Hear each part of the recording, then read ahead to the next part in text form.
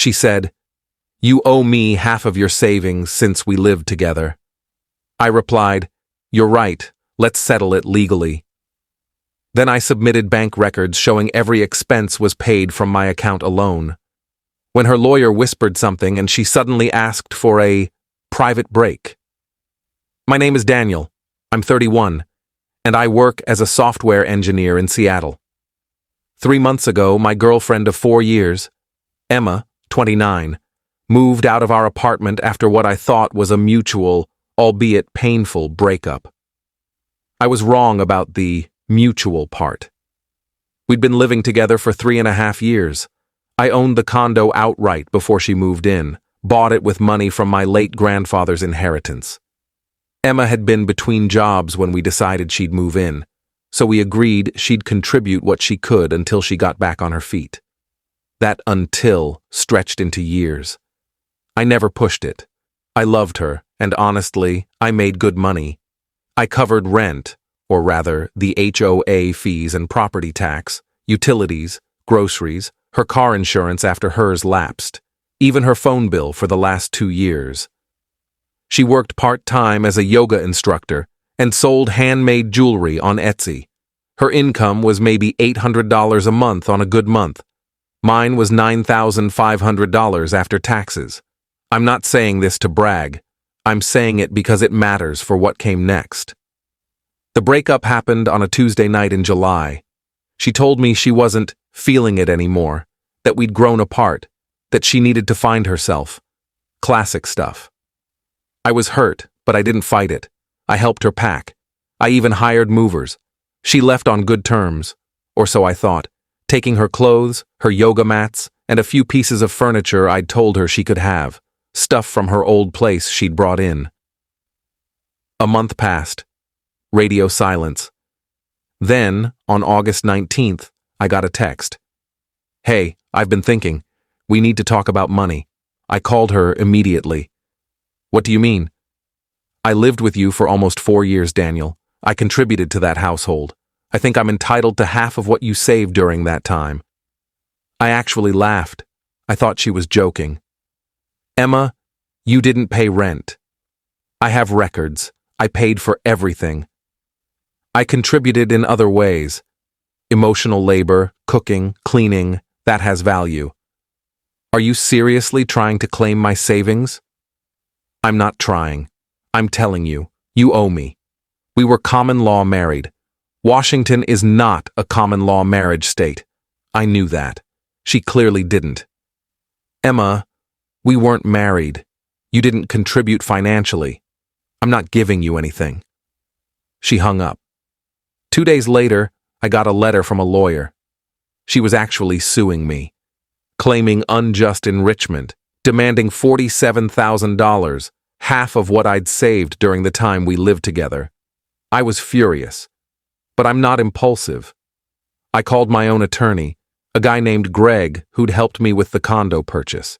He read the letter, asked me a few questions, then said, "Do you have records?" "Every single one." "Good. Let's bury her." Update 1 discovery started in late September. Greg requested all financial documents from both sides. I handed over 4 years of bank statements, credit card records, Venmo transactions, grocery receipts I'd kept for tax purposes, insurance payments, everything. It was obsessive, but I'm an engineer. I track things. Emma's side submitted almost nothing. A few pay stubs from her yoga studio, an Etsy transaction summary showing maybe $3,200 total income over 4 years. That's it. Greg filed a motion to compel more documents. Her lawyer, a woman named Andrea, pushed back, claiming Emma didn't keep detailed records. Greg responded with a 47-page document that was basically a forensic breakdown of our shared life. Every dinner I paid for, every vacation I funded, every time I covered her half of a restaurant bill because she forgot her wallet.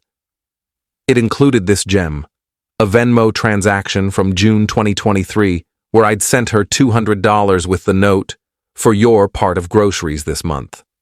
She'd sent back a gif of a cat blowing a kiss. She never paid me back. We had a settlement conference scheduled for October 4th. I showed up with Greg. Emma showed up with Andrea and an attitude. The mediator, an older guy named Philip, started with the basics.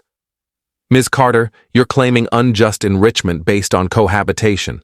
Can you outline your financial contributions to the household? Emma glanced at Andrea, then said, I cooked meals. I cleaned the apartment. I provided emotional support. I made his life livable. Philip nodded slowly. And financially?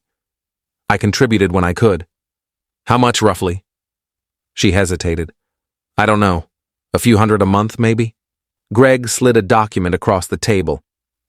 Your Honor, this is a summary of Ms. Carter's bank records, which she provided during discovery. Over the course of 42 months of cohabitation, she made exactly 3 payments to Mr. Hayes. $50 in April 2022 for takeout, $100 in November 2022 for a shared anniversary dinner, and $75 in March 2023 for a birthday gift. Total, $225. Emma's face went red. Those aren't the only… Ms. Carter, Philip interrupted. Did you pay rent? No, but utilities? No, but groceries? Insurance? Any recurring household expense? Silence. Andrea leaned over and whispered something in Emma's ear. Emma's expression shifted from defiant to panicked. She stood abruptly. I need a break. We just started, Philip said. I need to speak with my client privately, Andrea said, her tone clipped. They left the room. Greg looked at me and mouthed, We won. They came back 15 minutes later. Andrea looked tired. Emma looked like she'd been crying. Ms. Carter would like to withdraw her claim, Andrea said. Philip raised an eyebrow. Entirely? Yes. No settlement. She'll cover her own legal fees. I didn't say anything. Greg did.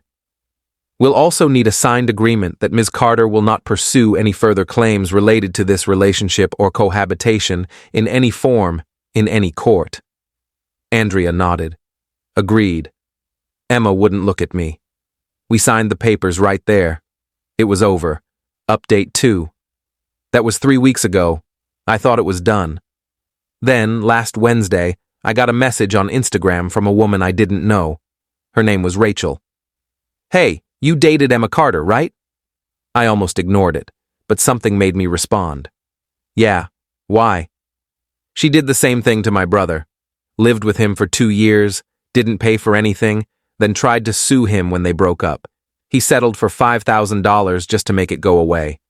I saw your case pop up in a mutual friend's story. Thought you should know she's done this before. I felt cold. I called Greg immediately. He said, If she has a pattern, and if your settlement included fraud, we could reopen this. I don't want to reopen it. I want her gone. Then, let it go. You won. She's not coming back. He was right, but I couldn't let it go entirely. I sent Rachel a thank you message and asked if her brother would be willing to talk. He was. His name was Matt, 34, lives in Portland. Emma dated him from 2018 to 2020. Same story. Moved in, paid nothing, then claimed she was owed money when they split. He settled because his lawyer said it was cheaper than fighting. She told me we were basically married, Matt said on the phone. She said she deserved half of everything I saved while we were together.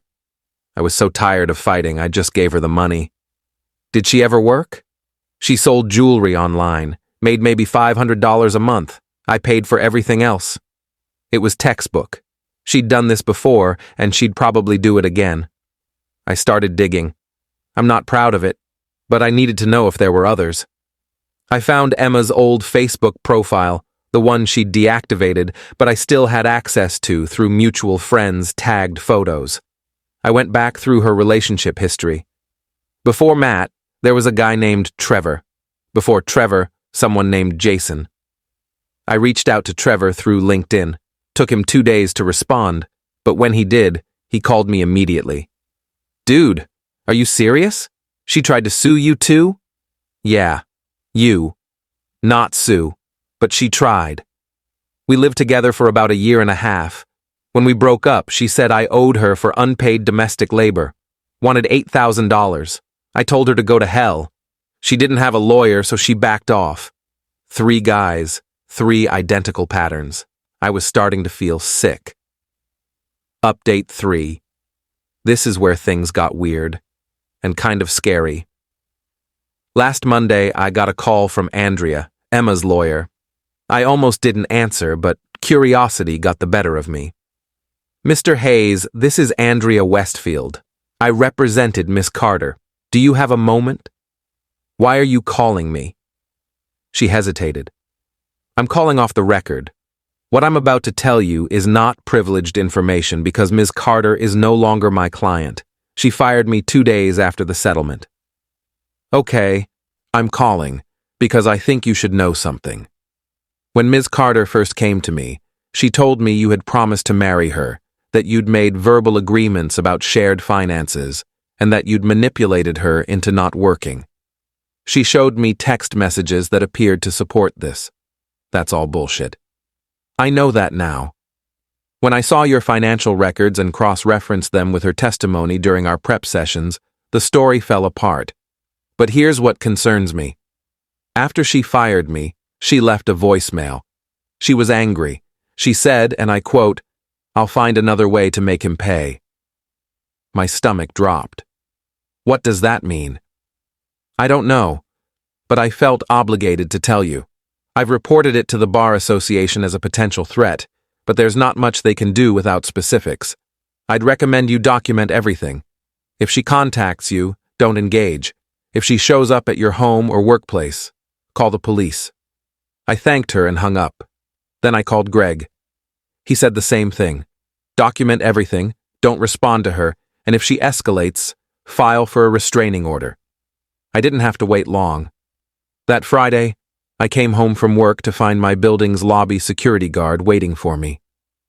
"Mr. Hayes, someone was here looking for you today. A woman. She didn't give a name, but she tried to get up to your floor. We stopped her." "What did she look like?" He described Emma perfectly. "She left this." He handed me an envelope. Inside was a handwritten note. "You humiliated me. You made me look like a liar. You'll regret this."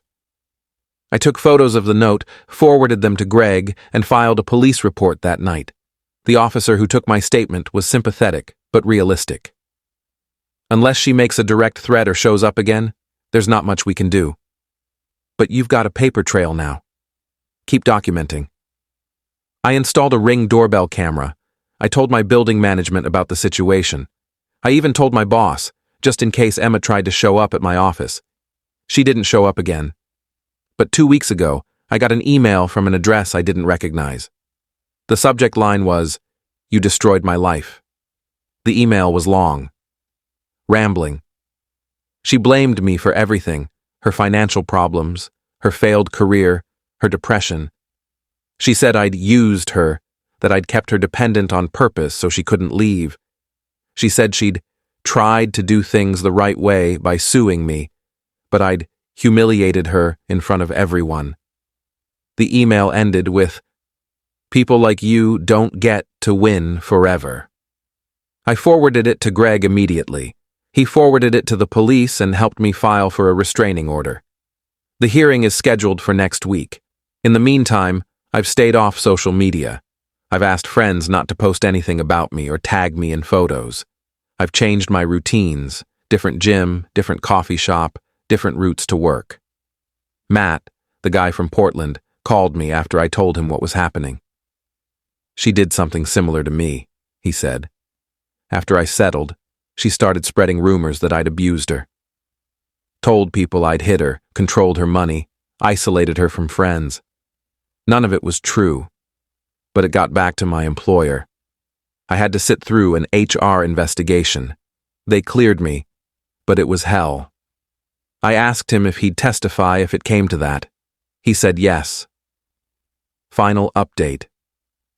The restraining order was granted yesterday. Emma didn't show up to contest it. According to Greg, her current address is listed as her parents' house in Sacramento, so she's definitely left Seattle. I haven't heard from her since that email. The police said if she violates the order, she'll be arrested. I hope it doesn't come to that, but I'm prepared. Rachel, Matt's sister, reached out to tell me that Matt did file to recover his $5,000. He's citing fraud and the pattern of behavior. His lawyer thinks he's got a decent shot. As for me, I'm okay. I'm exhausted, but I'm okay. I've started seeing a therapist to process everything, not just the lawsuit, but the realization that someone I loved was essentially running a con. I've also started dating someone new. Her name is Claire. She's a financial analyst, she owns her own condo, and on our second date, she insisted on splitting the bill. It was the most attractive thing anyone's ever done. I don't know what Emma's doing now. I don't want to know. I just hope she gets help and stops doing this to people. Edit 1. A few people have asked if I've heard from Emma since the settlement. The restraining order was the last interaction. She hasn't tried to contact me since. Edit 2. No, I didn't ask for her to repay any of the money I spent during our relationship. I just wanted her to stop claiming she was owed more. Greg said pursuing repayment would have dragged things out for years and likely wouldn't have been successful anyway. Edit 3. For those asking about the common law marriage claim, Washington State does not recognize common law marriage. Her lawyer should have known that immediately. I think that's part of why Andrea withdrew so quickly. The case had no legal standing from the start.